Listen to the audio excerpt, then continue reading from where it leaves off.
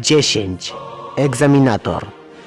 W świątecznym odcinku na rok 2017 pojawił się Tadżykistan, który egzaminował Estonię na kierowcę tira. Czy on trafił tam przypadkowo, czy może twórca animacji nie miał innego pomysłu? Według mnie Tadżykistan jest naprawdę chętny do wielu prac, które jedna z nich ma na celu przeprowadzenia egzaminu na kierowcę pojazdów różnych klas, w tym wypadku na kierowcę tira. 9. Perfekcjonista. Pewnie z moich lektorów i oryginałów każdy kojarzy jeden odcinek z momentem spotkania Niemiec z Bangladeszem. Może to jakiś podtekst, ale Niemcy od jakiegoś czasu dbają o czystość i porządek. Kiedy pojawia się Bangladesz, Niemcy dostrzegają, że jego koło jest przesunięte ciut w lewo. Jednak co spowodowało krwawienie z oczu naszego bohatera? Radzę wam poszukać w teoriach. 8. Kierowca. Są sytuacje, kiedy kantrybole jeżdżą różnymi pojazdami. Na przykład Polska jest dostawcą jabłek, Estonia zdaje egzamin na prawko tira, a niekiedy były pokazywane czołgi. Co tutaj dodać? Państwa uczą się jeździć. 7. Terrorysta. Islamscy terroryści jako kantrybole wykonują swoją jedyną pracę jako zamachowcy z państwa islamskiego. Zanim oni wybuchną, muszą powiedzieć Allahu Akbar. Co tu do nich nie ma najmniejszej wątpliwości. Trzeba być naprawdę czujnym, bo będą za naszymi plecami. 6. Astronauta. Podczas zimnej wojny USA i Związek Radziecki walczyli między sobą nie na strzelby, lecz na rakiety. Ten, kto pierwszy poleci na Księżyc, wygrywa tę wojnę. Związek Radziecki oczywiście wygrał. Natomiast nasza Polska według historii jedynie przeleciała po orbicie, a nie na Księżyc. Jednak można go uznać za świadomego astronautę. 5. Barman. W No Idea Animation obraz barmana pojawił się na chwilę tylko raz, ale sytuacje w barze wyszły 3 razy. Pierwszy raz to jak USA, Arabia Saudyjska i Polska mówią sobie, co mają dużo i co z nim robią. Druga sytuacja to jak Brytania, Turcja, przynudzona USA i Rosja, która wkurzona zmienia się w Związek Radziecki, zamawiają dla siebie odpowiednie picie. Trzeci raz to kłótnia pomiędzy Hiszpanią a Portugalią o kolonię. Na chwilę obecną można wywnioskować, że barmanem są Niemcy.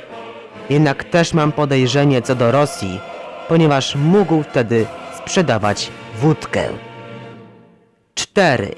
Pracownik budowlany. Jest sytuacja, gdzie Białoruś chce zbudować elektrownię jądrową.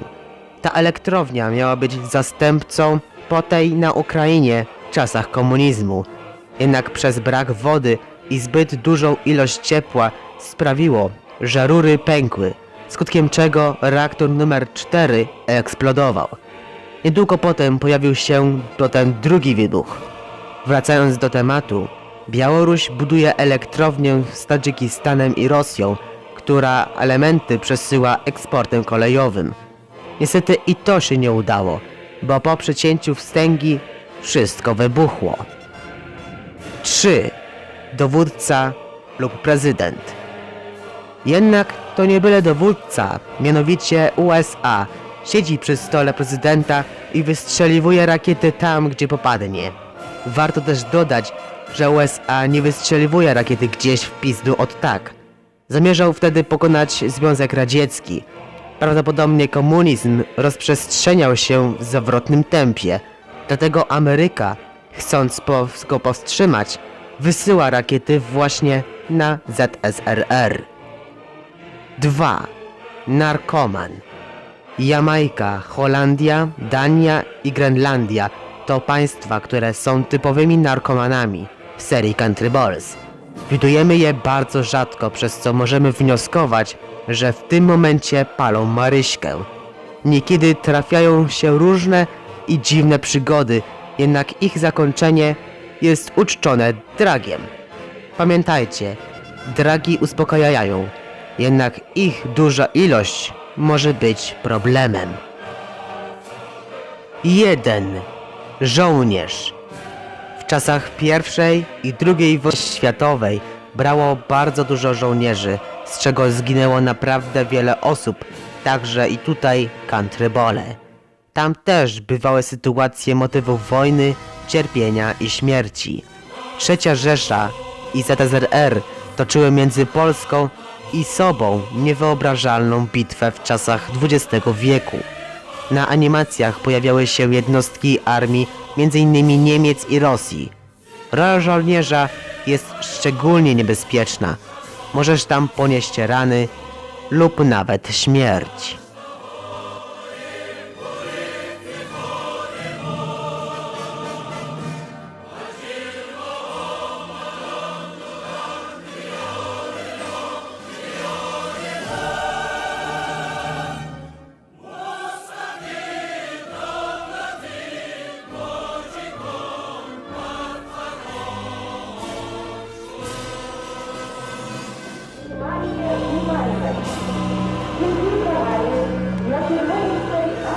Uwaga, uwaga!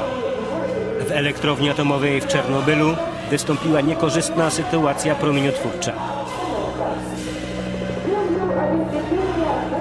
W ramach tymczasowych środków zapobiegawczych zapadła decyzja o ewakuacji mieszkańców miasta Pripiac i okolic. Począwszy od godziny 14 dzisiaj, 27 kwietnia.